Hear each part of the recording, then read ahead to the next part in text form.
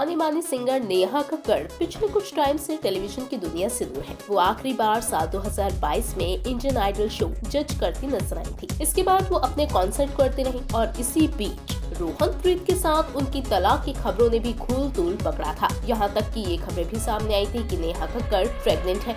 नेहा और रोहनप्रीत के रिश्ते पर कई तरह के सवाल उठे, जिसके बाद नेहा कक्कड़ को पसंद करने वाले लोग काफी ज्यादा हैरान रह गए। लोग इन दोनों के रिश्ते की सच्चाई के बारे में जानने के लिए इच्छुक दिखे कि आखिर दोनों के बीच में चल क्या रहा है। जिस तरीके से खबरें सामने आई कि पिछले कुछ टाइम से कपल के बीच में सब कुछ ठीक नहीं हो रहा, उसने फैंस को भी हैरत में डाल दिया था। लेकिन अब नेहा कक्कड़ ने सामने आकर एक बात का खुलासा किया है। ई टाइम्स को दिए इंटरव्यू में नेहा कक्कड़ ने क्या कुछ कहा है, आपको भी बताते हैं। नेहा ने तलाक और प्रेगनेंसी की खबरों को साफ तौर पर गलत बताया। नेहा ने क्या कहा, सुनिए जरा। नेहा कहती है, मेरी जब से शादी हुई है तब से सिर्फ 2 अफवाहें आ रही हैं। एक मैं प्रेग्नेंट हूँ और दूसरा मेरा तलाक हो रहा है। बहुत दुख होता है ऐसी खबरें सुनकर। लोग गॉसिप के लिए कुछ भी बोलते हैं, लेकिन मैं कोशिश करती हूँ कि इन सब पर ध्यान ना दूं, क्योंकि मुझे पता है कि सच क्या है। नेहा ने टीवी से ब्रेक लेने का कारण भी बताया। नेहा ने बताया कि आखिर उन्होंने दूरी क्यों बनाई। उन्होंने बताया कि वो फिजिकली और मेंटली काफी डिस्टर्ब हो चुकी थी। इस बारे में वो कहती हैं,